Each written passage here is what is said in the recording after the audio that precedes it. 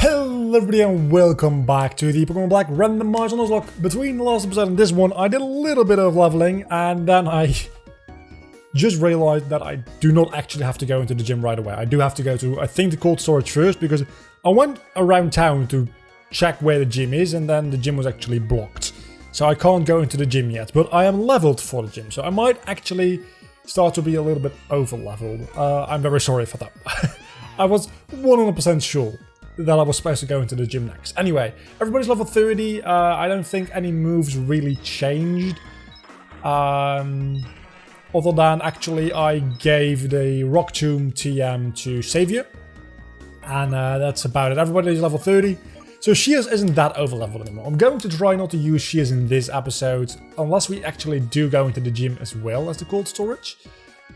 Too much. But I guess we'll just see. We'll just have to see how quickly this whole side quest actually happens. I think it'll be rather quickly, unless we have to do a rival battle here. Which, knowing this game, very likely. What did you just say? Let's get this over with. Oh, we literally just go in here. That makes a lot of sense. Okay, so can we... I think we might be able to catch a Pokemon on here. I just realized. Because isn't this usually where you get like Vanillites and Vanillux and all that kind of good stuff? At least we get a netball, that's nice. Yeah, we can only use that to get back. Don't you just love ice puzzles? I frickin' love ice puzzles. I don't, by the way.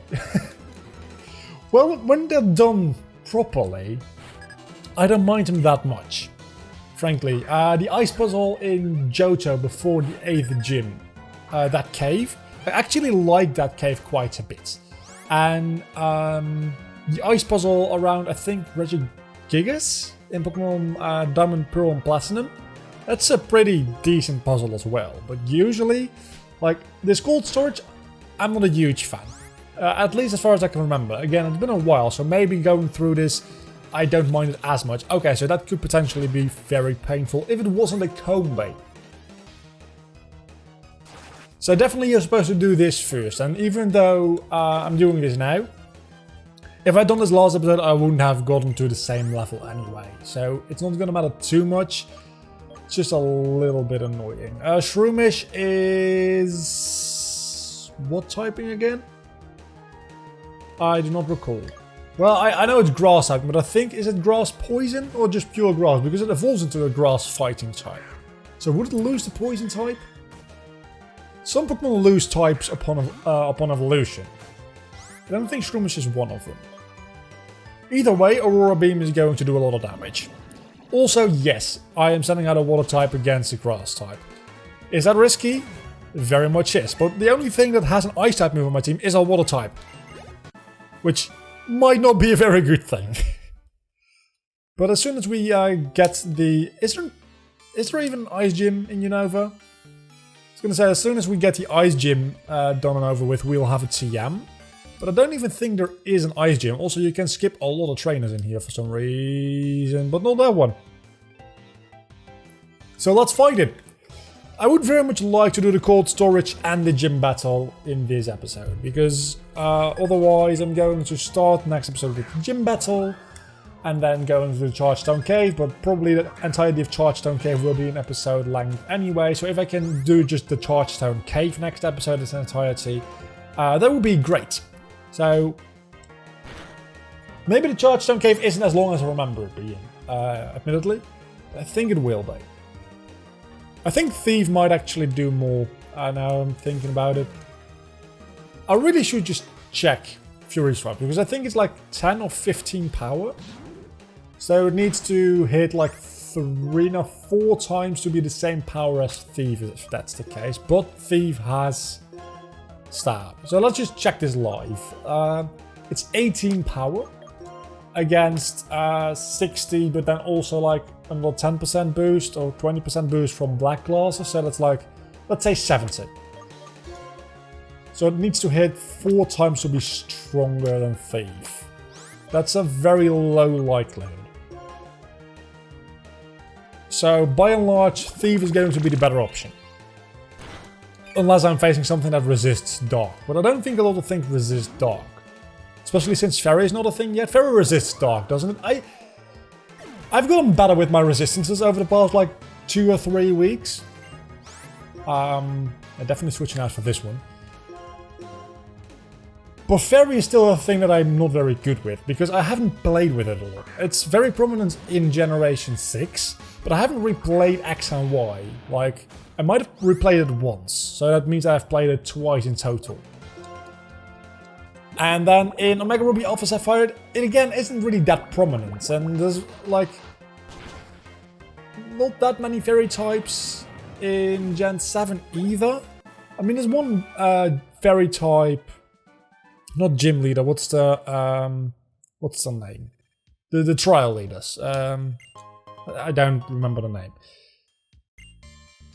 But even then, it's not a lot of fairy type action in Generation 7, at least as far as I remember. So I don't really know the interactions fairy type has. I mean, I know it's strong against dragon, and poison and steel are strong against it. But I don't know its resistances. What resists fairy? What does fairy resist? I think it has an interaction with fire. But I don't know if it's positive or negative in like fire or fairies direction, if that makes any sense. So definitely should have gone for the fake out there, because why wouldn't I start every battle with fake out? Because that would probably have done enough damage for a second thief to take it out. Not that it matters at the end of the day, really, but anyway, since we're doing another gym leader hopefully this episode, I want to get back to not last gym leader, but the gym leader before that. Muthim. Let's go with Savior. Because Savior is starting to be a little bit more useful now that he has a proper move.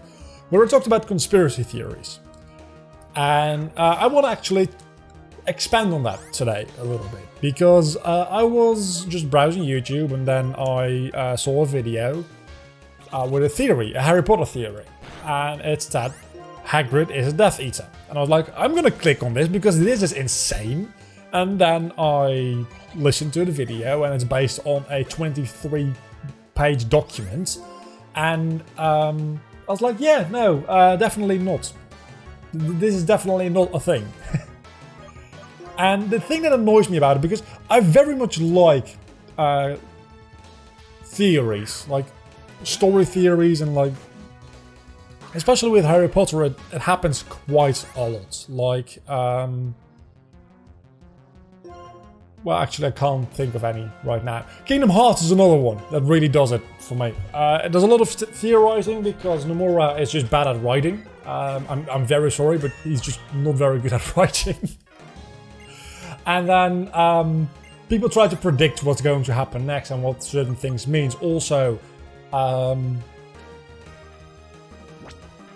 that could be a very good move in combination with like Fire Spin, because now Fire Spin takes effect at the end of the turn. So it's a very good double battle move, but I'm trying to avoid double battles as it is anyway. I very much like listening and coming up with theories myself. Like, the thing is with Kingdom Hearts 3 and mainly Dream Drop Distance, a lot of the theories that were going around actually turned out to be true. So all the plot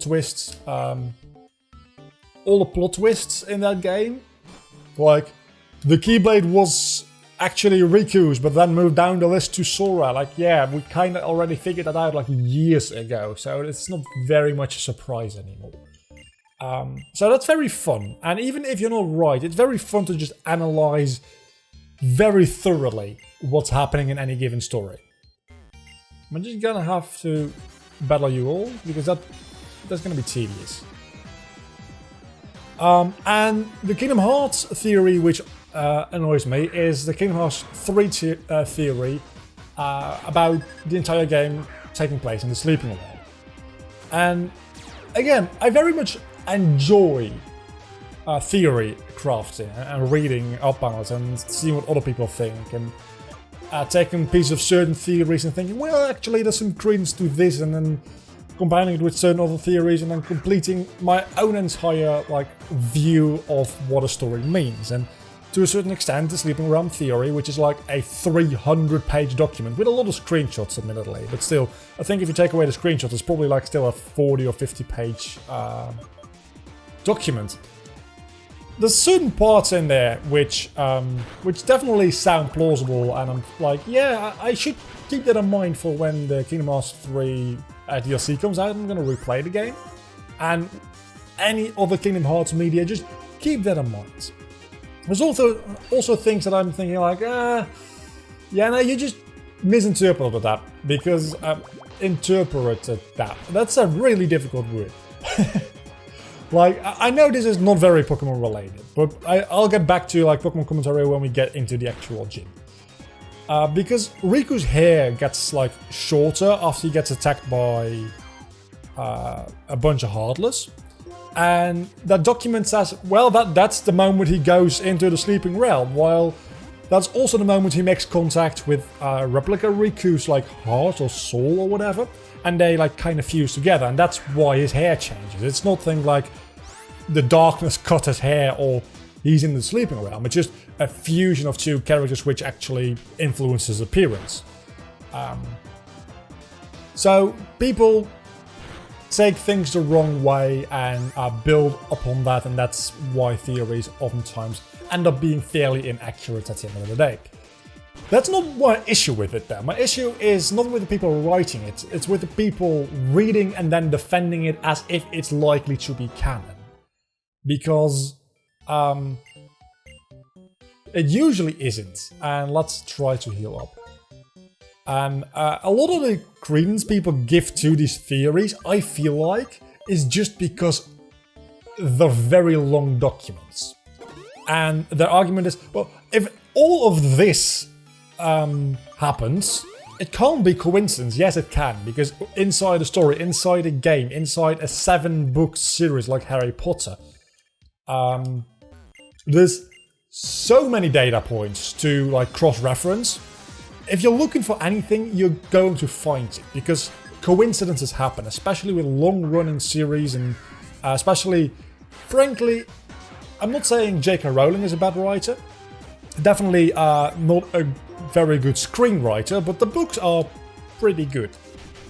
Because I like the Harry Potter books. I also like Fantastic Beasts, but that's mostly because I consider myself a fan of the Harry Potter series, not because they're particularly good movies. The first one was pretty good, the second one was pretty terrible. So that's my issue with Fantastic Beasts. J.K. Rowling should just hear somebody say no to her every once in a while, and that's my issue with like very successful creative types in general. At a certain point in time, people become so successful that everybody around them stops saying no, that's a bad idea to them. And I think that's why a lot of people at like the height of the success actually start degrading in quality. That's my vision on this anyway. You're not actually a fighting type, I need to remember that. Okay, anyway. So the fact that there's like a lot of text doesn't actually mean that the text itself is true. Might be a little bit of a hot take there.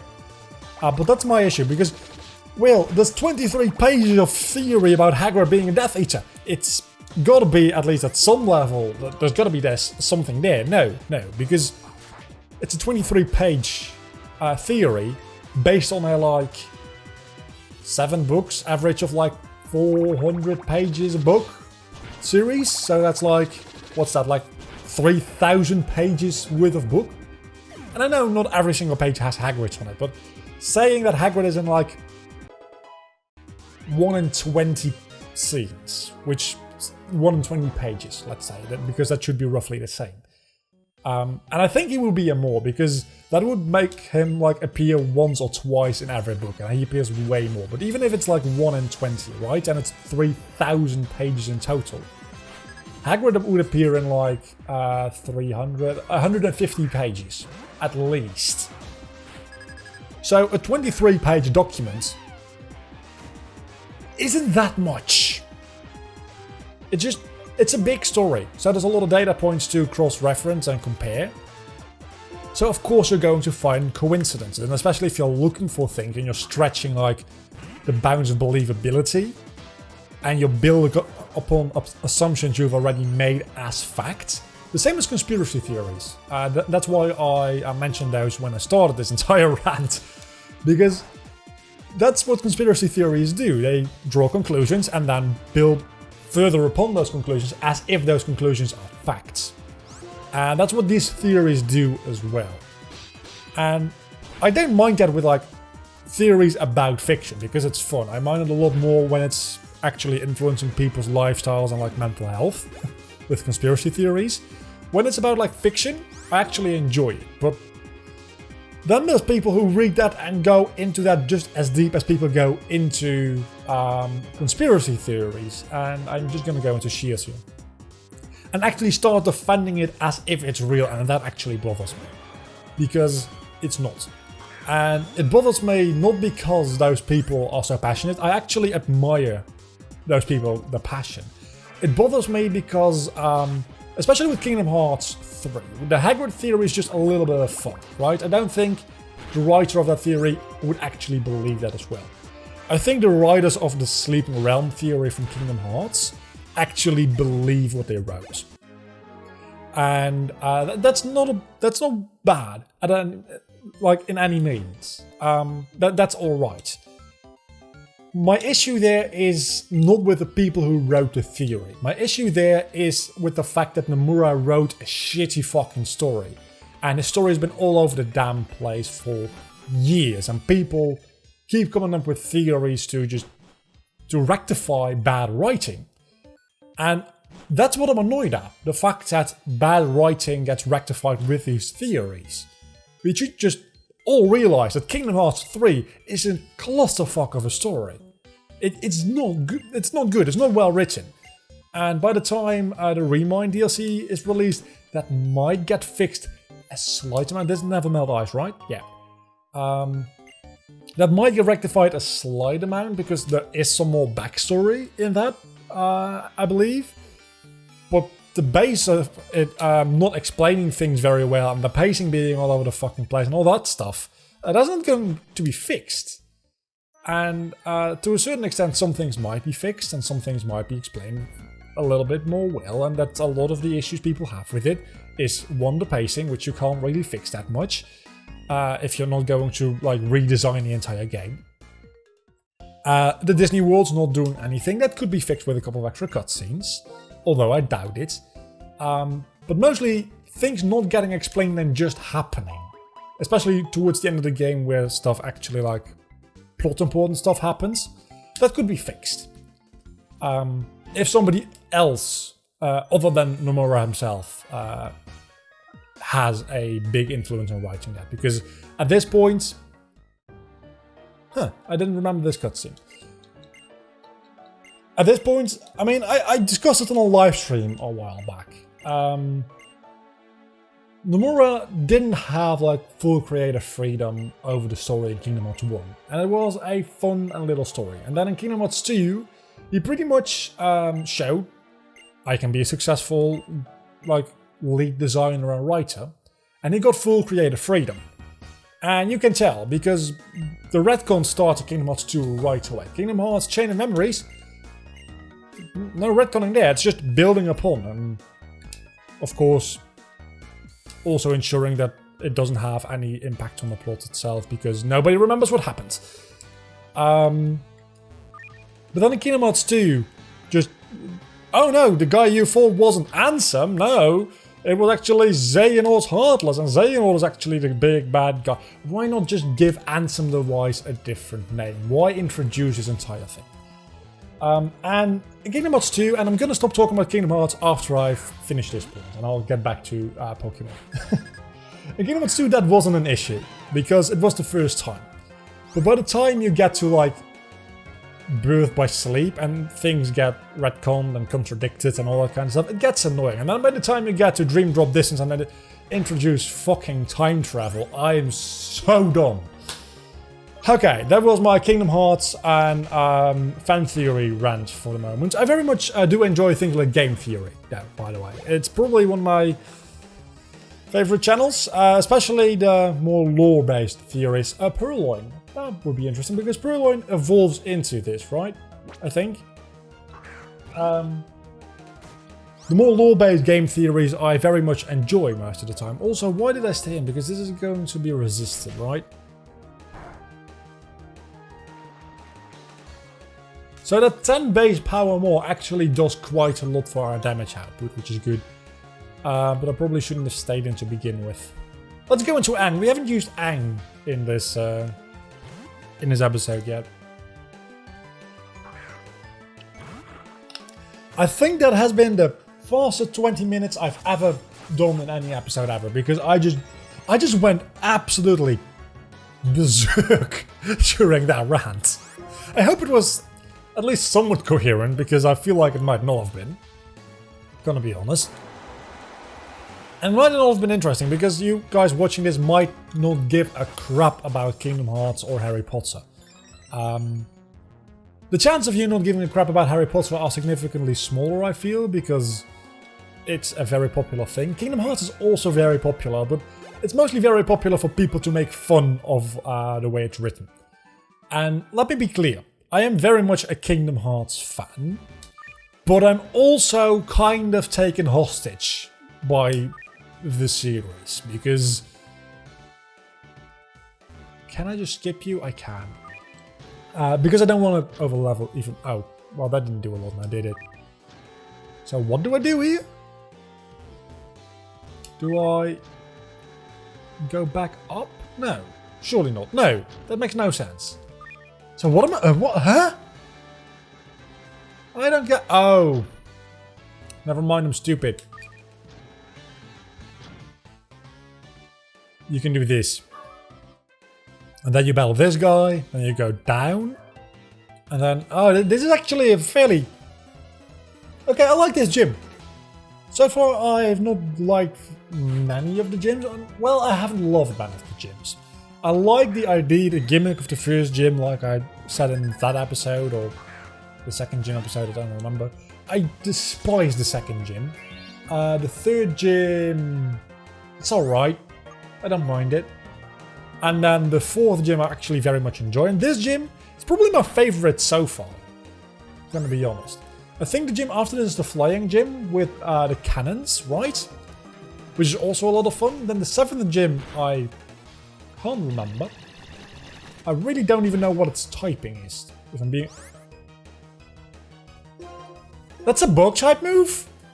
I didn't realize. Okay, that might be ice type. I'm thinking the 7th gym might be ice type. I don't know. Actually, I can look at the badge and that doesn't really give me anything to go on. The 6th badge definitely is a wing. 7th badge, I don't know what it would be. Going up here? No, that wouldn't do anything. Probably should have healed before walking right in front of that guy, shouldn't I? That might have been a good idea. It might have been. I didn't do it. Might have been a good idea. I ran into one of these in the wild while grinding, and it had different battle music. And I still don't know why. Because it's just a usual encounter, it's not like... It was a little bit weird. It was a little bit weird. If I use Hone Claws, I don't think Capture can do anything against me. Just like 1 or 2 Hone Claws should be able to let me sweep the rest of his team, right? Fury swipes. Okay, that's potentially dangerous. Unless he gets a critical hit, he can't take me out. Even with 5 hits. This is not even the gym leader and I'm in a bit of a difficult position already. Granted, it is because I'm trying to set up. But it's also against a cute little bear. Let's use 1 more Hone Claw and then try to sweep him. Because I'll be at +2 speed and physical attack. That on top of Assurance being stabbed and having the black glasses equipped. What was that move? I think I should be able to at least take out this, and unless he sends out something that resists dark, which would be annoying, but I still have Fury Swipes.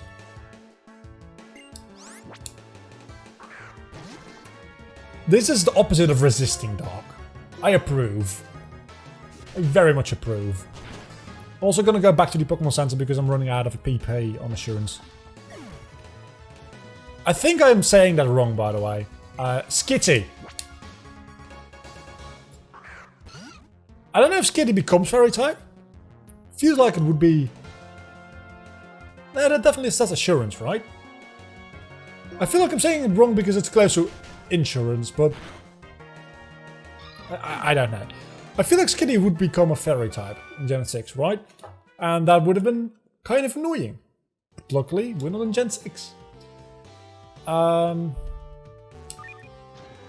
So let's go back to the Pokemon Center real quick because I need my PP.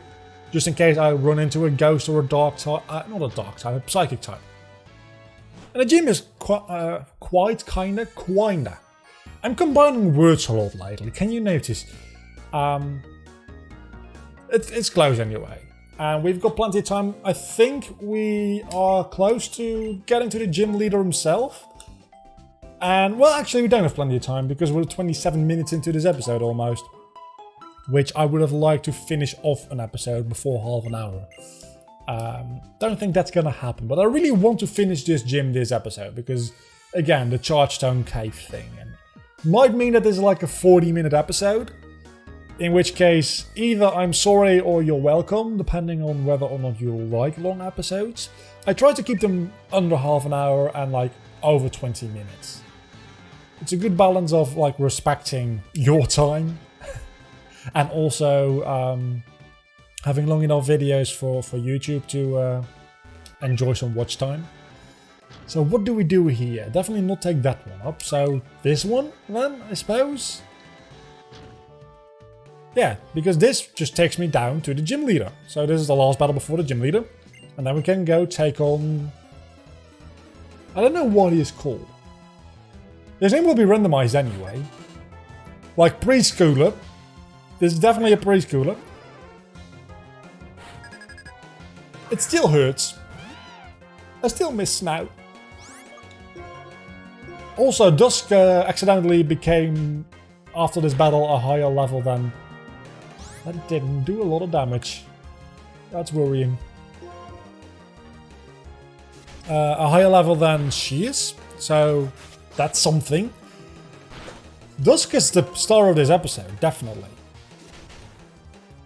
So I've got an excuse to use Shears now, because Dusk is level 33. Probably should use the rest of the team before Shears, even though, but just don't pay attention to the levels. Just enjoy the video. Also, I think in Chargestone Cave you get a lucky egg, right? So it should help a lot while grinding, starting next episode. I think. I am almost sure. Also, I could have sworn there would be a loading screen between this. Apparently not. That's kind of impressive, actually. I don't know if it's impressive per se, because there's not a lot of like big maps going on here. Can I please? Oh, this is EV stuff. Probably should look into that quickly between episodes. I'm not gonna lead with Dusk, because again, Dusk is level 33 and the highest level Pokemon we're going to be facing is level 31. So I'm going to try not using Dusk and Shears. Instead I'm gonna lead with... yeah, Aang. I'm gonna lead with Aang. I'll probably have to switch in to one of the higher level Pokemon anyway, because those just have better moves. It's not just at the higher levels. It's just the move pools on most of my Pokemon isn't particularly good. That's Leader Jill. And that's actually very good for Aang to deal with, because we've got a ground type move. It's not a good ground type move, granted, but it's a ground type move nonetheless.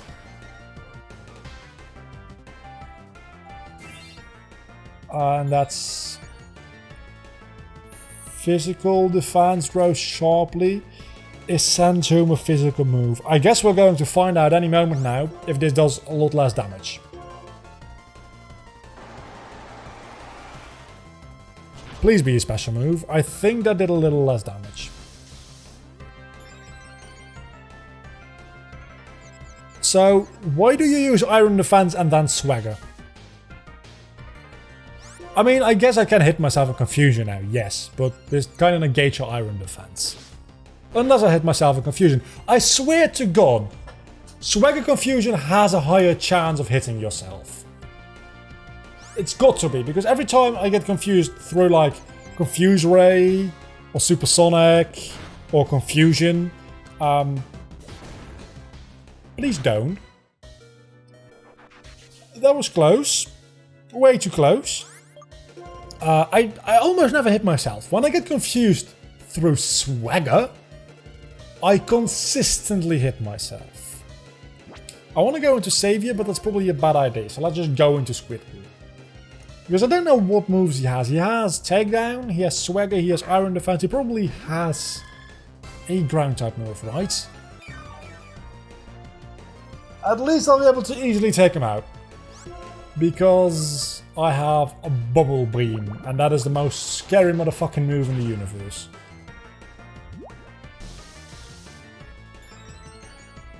I don't like being swaggered. Just break through Confusion and get rid of this Bastiodon, and we can move on to the next Pokemon, please. I'm telling you, Swagger Confusion has a higher chance. He has Ancient Power, so that's his last move. So he doesn't have a ground type move, so Anorith would actually be a decent choice to go into. Well, too late now. Your first Pokemon was a bit of a bitch. Of course. I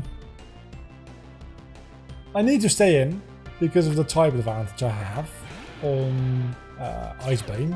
Not Ice Beam, the other thing. Aurora Beam, which is just wannabe Ice Beam. Oh, you outspeed, mate. That's not good.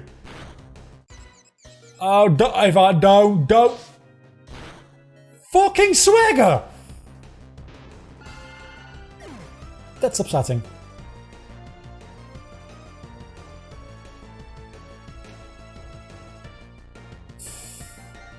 Mostly because I don't have anything else that can easily deal with dragon typings.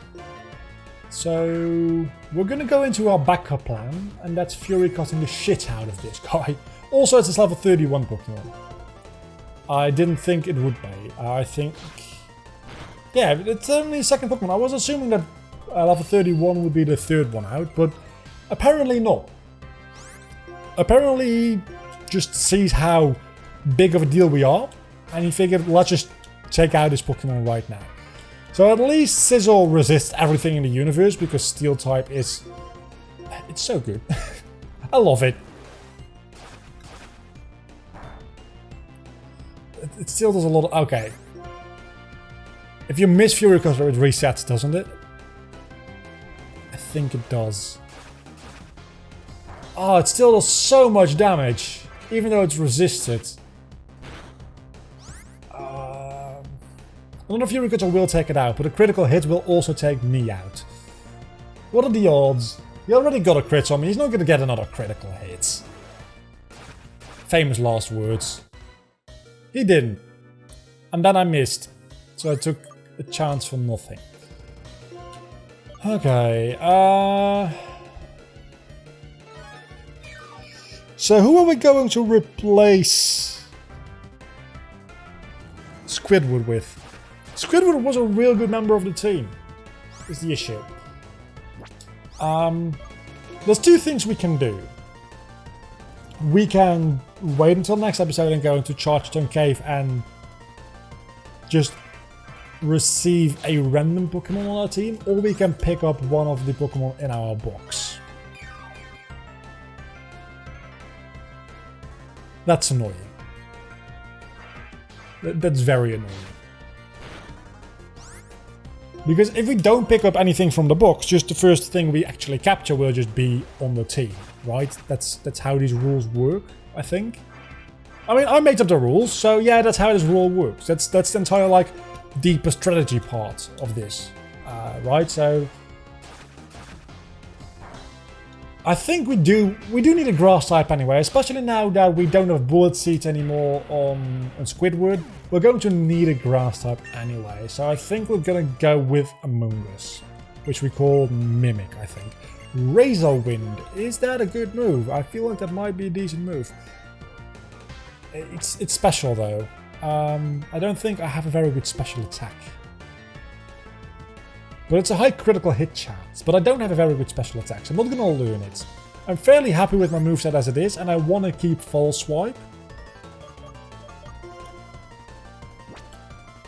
It's a little bit more powerful and has a higher critical hit chance than Slash, but Slash is physical, and I think I'll probably have a kind of bad special attack compared to my physical, so Slash will still do more damage. You've got to be kidding me!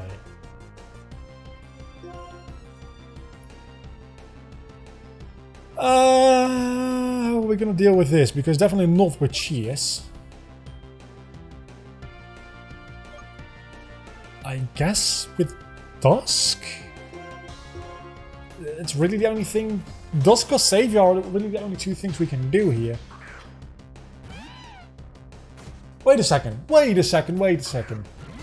No, because Ra also would work. The same... even better, actually, than Savior. So if Dusk doesn't end up... This won't do a lot, but it'll actually just do like 2 HP damage, which... I'm so glad that this wasn't as level 31, because these two levels are going to make a huge difference with our legendary Pokemon. That's also resisted, of course. You won't have Heat Wave yet. I fucking doubt you will have Heat Wave. So I think Ra might be the best option, because if Steel resists Rock, at least it'll be neutral. Rock Throw. If Steel is neutral to it, that's so much damage. If Steel is neutral to it, it'll be super effective. And Steel won't be weak to Rock, I just know it won't be.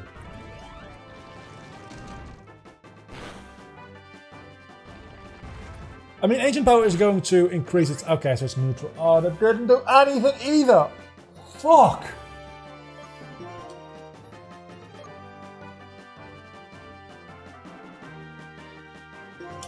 What can Savior do? Metal Claw? Water Gun? With his special attack? Yeah, no. There's literally no way. That might actually be part of the issue, because I'm using a physical attack with... No, because Ra is also more physically offensive. Who do I go into? I've got nothing to do with this guy. The only thing that could deal with him is dead. We're not going to make it out of this with just one death. Something else is going to die. Ang! Okay, we need to go into Dusk and hope Dusk can take 2 hits. Because I need to potion up Ang and use Sand Tomb. Again, it's not quite Earthquake. And I need Ang to survive, because after this I can give him Bulldog. Oh, no, no, no, no. Fuck, Ancient Power.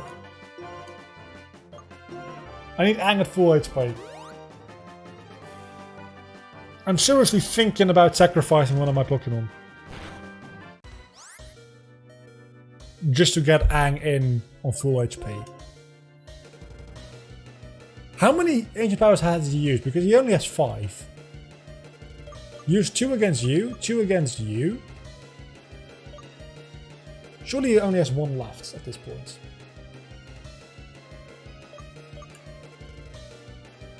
But nobody can take it. Let's just go into Ang. I'll try not to sacrifice anybody.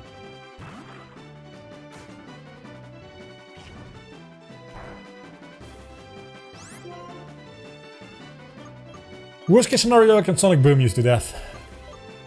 that with residual damage from Sand Tomb might just be good enough. Even a resisted Fire Fang does so much damage. That also does a lot of damage because it's quad effective. Unless you land the critical hits, I'll survive and win. Because it took 2 Fire Fangs to take out 43 HP. So that's an average of about like 21.5 HP. So I doubt even max damage roll would be 30.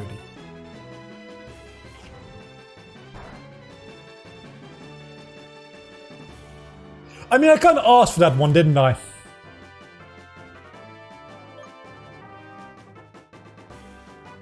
I kind of asked for it. Fucking hell! And just when we're about to get bulldozed as well. Just... Savior. You have 1 ancient power left, of course you do. Fuck. Oh, and Santa... Oh, that's not good. I mean, I can fake out. Right? I can fake out. That should do a little bit of damage. But now you're going to outspeed and murder me.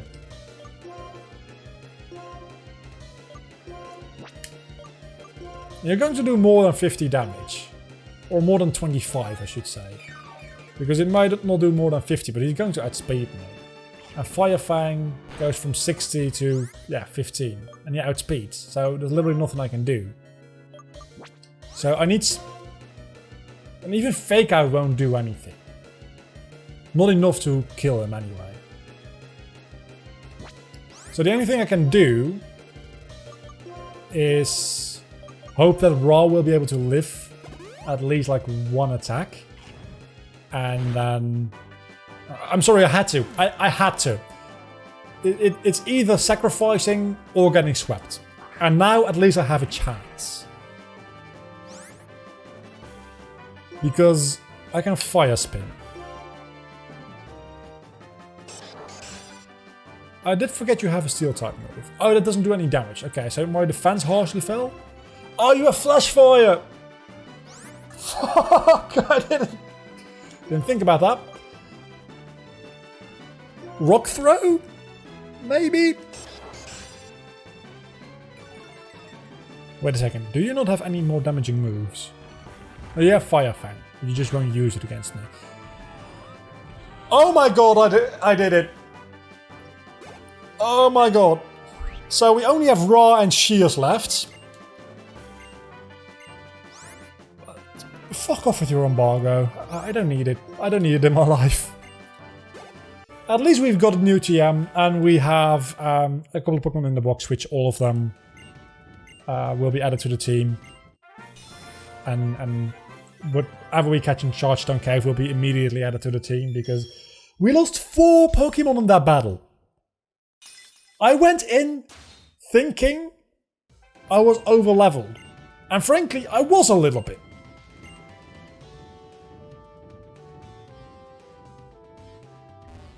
But I still lost 4 Pokemon. Because of that damn, like, what is its name? Fracture? Dude? I don't know what its name is. The wannabe Haxorus pre-evolution. And then the Heatran was absolutely killing. The thing is, if Octillery hadn't died to the second Pokemon, Heatran wouldn't have been an issue, because I could have just Bubble Beamed him. And that would have done quite a lot of damage. But because Octillery died, the rest of the team followed, almost.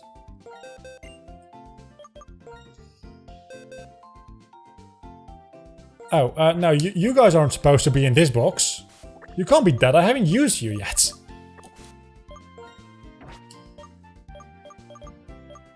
Well, at least we have 2 Pokemon to replace the Fallen. Ang, my boy, you were so close to evolution, I think. Not actually. You should have evolved at level 30, but apparently it's level 40. You're dead. You, Squidward, were actually one of the few useful members of the team. Dusk, you were growing into a very useful member of the team. You were very useless for the majority of your stay. But in this last episode, you proved your worth and you took the hit. You took the hit for Ra to survive and finish the battle. Something you couldn't have done.